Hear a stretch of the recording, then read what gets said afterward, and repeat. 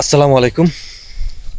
আমাকে শরীয়তপুর জেলায় আমাকে গ্রামের পাশে, এটা আমার গ্রামের পাশে খুব বাবা পড়তে নিয়েছিলাম স্লিপ কেটটা। খুব সুন্দর একটা জায়গা।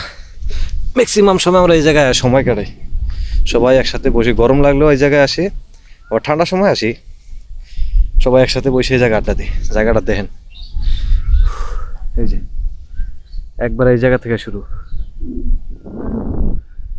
বিশাল এরিয়া নিয়ে একবারে এক গ্রাম থেকে আরেক গ্রাম।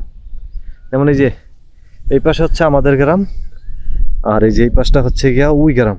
একবার ওই গ্রাম থেকে ওই গ্রামের মাথা থেকে একবার এই যে এই জায়গা পর্যন্ত বিশাল এক মাছের প্রজেক্ট। তা ম্যাক্সিমাম সময় আমরা কি করি, এই জায়গায় এই যে ঘেরের যে পাশে যে আইল আছে, আইলের ভিতরে বসে থাকি কলা গাছের সাইডে। রাত্রেবেলা সেই অস্থির লাগে একসাথে বসে বসে আড্ডা দিতে। তো এই জায়গাটা কার কেমন লাগলো একটু কমেন্টে জানায়েন। সবাই ভালো থাকেন, সুস্থ থাকেন। আল্লাহ হাফেজ।